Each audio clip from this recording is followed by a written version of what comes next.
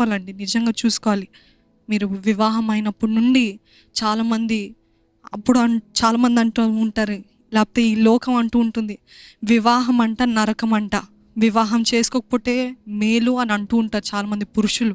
ఎందుకు అని అంటారు? ఎందుకంటారు? ఎందుకంటే ఆ వివాహం చేసుకోవడం బట్టి వారి తల్లిదండ్రులు దూరం అయ్యారన్నా, లేకపోతే అత్తమామలు ఇలాగున్నారన్నా ఎవ్వరూ ఆ సీన్లోకి రారండి. కేవలం భార్యను బట్టే ఉంటుంది. ఈజ్ యువర్ వెడెడ్ లైఫ్, మీ వివాహ జీవితము ఆనందంగా ఉందా? మీ భర్త చెప్పగలుగుతాడా, నా వివాహం అయినప్పటి నుండి ఇంకా ఆనందంగా ఉన్నాను, ఇంతకాలం లేని ఆనందాన్ని నేను ఆనందం పొందుకున్నాను నా భార్య దొరికిన తర్వాత. నిజంగా అలాగా మాట్లాడే వాళ్ళు ఎంత అరుదు కదా, అలా చెప్పేవారు, అలాగ సాక్ష్యం ఇచ్చేవారు ఎంత తక్కువ కదా. ఈరోజు మీరు మీ భర్తని వివాహం చేసుకుంటే ఆయన పేరు పెరుగుతుందా తరుగుతుందా? ఆయన రెప్యుటేషన్ ఇంకా మీ బట్టి పెరుగుతుందా తరుగుతుందా? మీ బట్టి ఆయనకు చెడ్డ పేరు వస్తుందా? అందరి ముందు, బంధువుల ముందు నిందలు మీ బట్టి వస్తున్నాయా?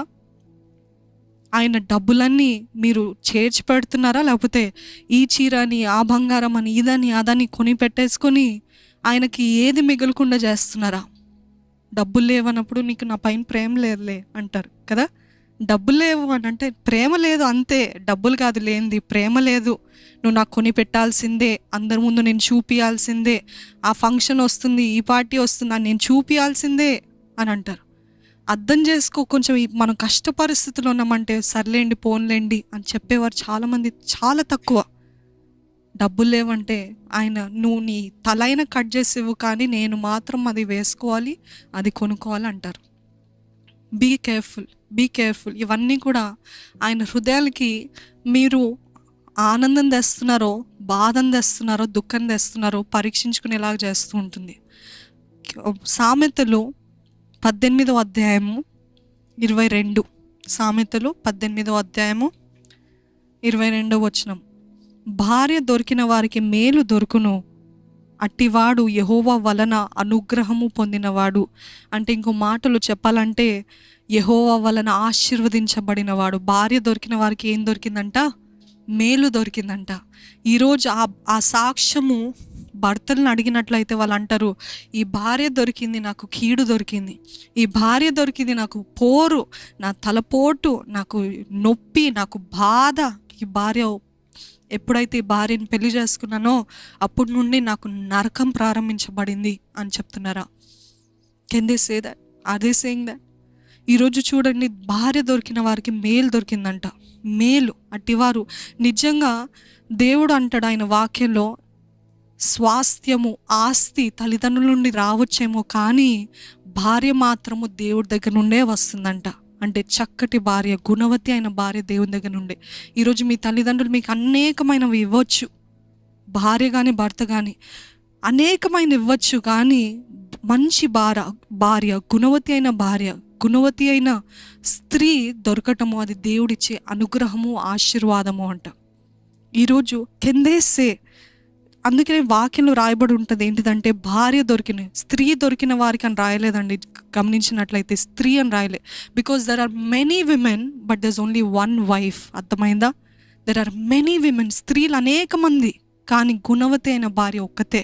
ఈరోజు అందంగా ఉన్న స్త్రీలు, అన్ని రీతులుగా బాగున్న స్త్రీలు చాలామంది ఉన్నారు, కానీ గుణవతి అయిన భార్య ఒకతే. అట్టి భార్య దొరికిన వారికి మేలు దొరికిందంట. అది దేవుడిచ్చే అనుగ్రహమే, అది దేవుడిచ్చే ఆశీర్వాదమే. సో మొదటిగా ఏంటిదంటే, ఒక భార్య తన భర్త నుండి రాజరికాన్ని బయటికి తీసుకురావాలంట.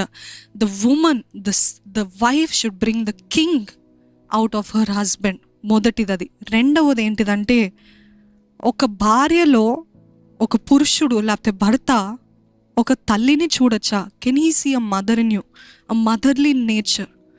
చూడండి, అనేక మంది అంటూ ఉంటారు సామెత ఏంటిదంటే, a man can build a house but it takes a woman to make a home. అంటే ఒక పురుషుడు, ఒక భర్త ఒక ఇల్లుని కట్టిస్తాడేమో, కానీ ఆ ఇల్లుని చక్కటి గృహంగా చేసేది ఎవరు అని అంటే ఒక స్త్రీయే, ఒక స్త్రీయే. చూడండి, భర్త అలసిపోయి వచ్చినప్పుడు, లేకపోతే మీరే అనుకొని చూడండి, మీ బిడ్డలకి లేకపోతే మీ తల్లిదండ్రులని చూడండి, ఏం చేస్తారు, బిడ్డలు అలసిపోయి రాగానే ఏం కావాలన్నా, ఇది కావాలా, ఇది కావాలా, అది కావాలా, సహాయం కావాలా అన్నీ అడుగుతూ ఉంటారు. కానీ చూడని కేర్లెస్ ఉమెన్, బాధ్యత లేని స్త్రీ ఏం చేస్తుందంటే భర్త ఎంత అలసిపోయి వచ్చినా పట్టించుకోదు. కాఫీ కావాలా, భోజనం పెట్టాలా ఏం అడగదు. ఈయన పెద్ద చేశాడులే అన్నట్టు భావిస్తూ ఉంటుంది, అంత చనువుగా మాట్లాడుతూ ఉంటుంది. కానీ ఒక భర్త తన భార్యలో ఒక స్త్రీని చూడగలుగుతాడా, ఒక తల్లిని చూడగలుగుతాడా? ఆ ఆదరణ, ఆ ప్రేమ, ఆ ఆప్యాయత, ఆ పట్టించుకునే స్వభావము, పట్టించుకునే గుణము ఏం కావాలి ఎప్పుడు వారి. ఒక తల్లి ఒక బిడ్డ తినలేదు అని అంటే ఆ బిడ్డ వెంటే తిరుగుతూ ఉంటుంది. ఎందుకు అని అంటే, అయ్యో ఆ బిడ్డ పుట్టలో ఏం లేదు, ఖాళీగా ఉంది, ఆకలితో ఉన్నాడు, ఆ బిడ్డకి ఎలాగైనా నేను పెట్టాలి అని ఆ బిడ్డ వెంటే తిరుగుతూ ఉంటుంది. కానీ వివాహం అయిన తర్వాత ఏం చేస్తారు స్త్రీలు, తింటే తిన్నాడులే, లేకపోతే ఏదైనా ఆర్డర్, స్విగ్గీ ఉందిగా, జొమాటో ఉందిగా, అది ఉంటే ఆర్డర్ ఇచ్చుకుంటాడులే అని అనుకుంటూ ఉంటారు కదా. See, we don't really take them important, treat them as important people కదా. దేవుడు అంటున్నాడు, మీ భర్తని యజమానిగా భావించండి. ఒక స్త్రీ, ఒక తల్లి ఎలాగైతే బిడ్డలను ఆదరిస్తుందో ఒక భార్య కూడా తన భర్తను అలాగా ఆదరించాలంట.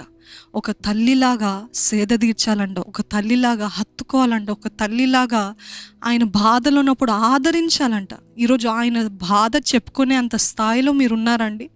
చాలామంది చెప్పుకోరు, ఎందుకంటే దీనికి అర్థం కాదులే, తనకు అర్థం కాదులే, నేను ఎంత చెప్పినా షీ విల్ నాట్ అండర్స్టాండ్, ఎప్పుడు తనగోలే, తనకి చెప్పుకోకుండా. అందుకనే చాలామంది పురుషులు బయట స్నేహితులని, బయట అక్రమ సంబంధాలని, బయట ఇవన్నీ అవన్నీ పెట్టుకుంటూ ఉంటారు. ఎందుకంటే భార్య అర్థం చేసుకోదు, భార్య గయ్యాలి, భార్య ఎప్పుడు చూసినా తనగోలే, భార్య ఎప్పుడు చూసినా అరుస్తూనే ఉంటుంది, ఏదైనా చెప్పుకోవాలంటే నాకు మనసు రావట్లేదు అని వాళ్ళ హృదయంలో అవన్నీ పేర్చుకుని అంత కూడా బయట స్నేహితులకి, బయట త్రాగుడికి, బయట పిచ్చి పిచ్చి అలవాట్లకి చోటు తీస్తూ ఉంటారంట.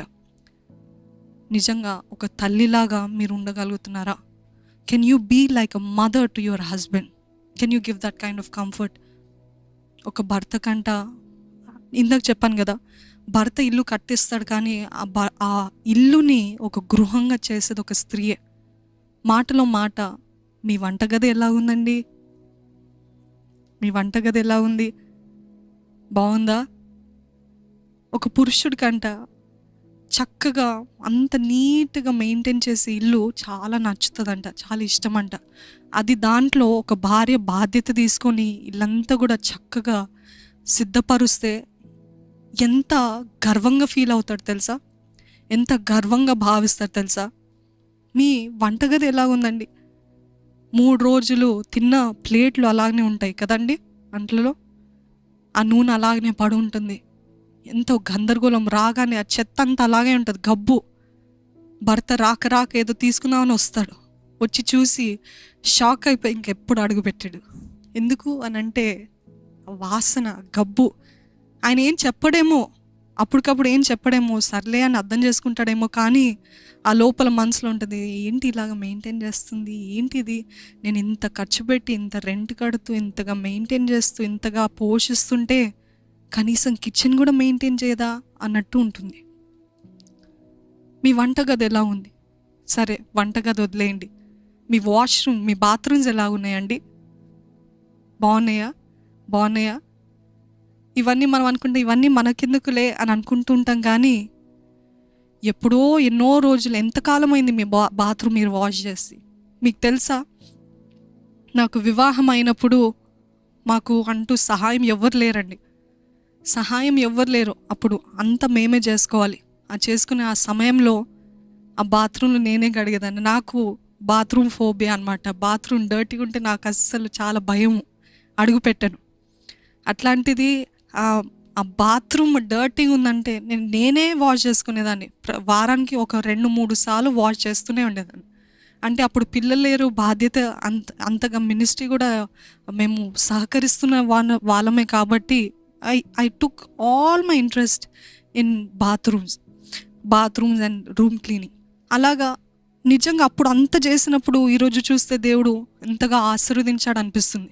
అప్పుడు నేనెందుకు చేయాలి అని చాలామంది నాకు తెలిసిన వారే, మా సంఘస్థులే మాకు తెలిసిన కొంత బాత్రూమా, నేను కడగాల, చీచీ చీచి అవన్నీ నాకు కాదు, పనులు వచ్చి కడుగుతారు అంటారు. ఏమైంది, ఏం తప్పు, వాట్ ఈజ్ రాంగ్? నేను అనుకుంటాను, ఆ రోజు నేను అలాగా భావించలేదు కాబట్టి, అలాగా ఆలోచించలేదు కాబట్టి ఈరోజు దేవుడు అత్యధికంగా దీవించాడేమో అని అనుకుంటాను. ఎందుకంటే యూ హ్యావ్ టు బీ, ఒకవేళ ఒక స్త్రీ మీరు ఎంత స్థాయిలో ఉన్నా, మీరు ఎంత గొప్ప స్థాయిలో ఉన్నా, లేకపోతే మీరు ఎంత మంచి కుటుంబం నుంచి వచ్చినా, మీరు వివాహం అయినప్పుడు అది మీ బాధ్యత. మీరు ఎక్కడున్నా సరే పరిశుభ్రంగా ఉందా, పరిశుద్ధత ఉందా, క్లెన్లీనెస్ ఉందా, అది భర్తకి ఎంతో ముఖ్యము. మొదటిగా దేవునికి ఎంతో ముఖ్యం. రెండవది, మీ భర్తని సంతోషపెట్టాలంటే, మీ భర్త మంచిగా ఆనందంగా ప్రశాంతంగా ఉండాలంటే, మీరు ఎక్కడున్నా సరే అక్కడ ప్రశాంతతని maintain the atmosphere in the house. నీట్గా పెట్టుకోండి. బాత్రూమ్ ఎలా ఉంది, మీ కిచెన్ ఎలాగుంది, అదే రీతిగా లివింగ్ రూమ్, హాల్ రూమ్. రాగానే మీ భర్త ఆఫీస్ నుండో లేకపోతే బయట నుండో రాగానే, లేకపోతే తేక ఎవరినో తీసుకొచ్చారు బయట వారిని, లేకపోతే ఆయన స్నేహితుల్ని బంధువుల్ని ఎవరినో తెచ్చారు, తీసుకురాగానే ఇదిగోండి మా ఇల్లు అని చూడగానే ఎక్కడ బొమ్మలు అక్కడ, ఇక్కడ పేపర్లు అక్కడ, ఇక్కడ చెత్త అక్కడ, ఆయన ఏం చేస్తాడు, తల ఉంచుకోవాల్సిన పరిస్థితి కదా. అయ్యయ్యో, ఉన్నదెందుకు భార్య అంటే, భార్య ఉట్టి ఇవే పనులు చేయాలి, భార్య దీనికి అంకితము అని చెప్పట్లేదండి. మన లోకం అంటది, why should you do that, he also has a part in it అంటాడు.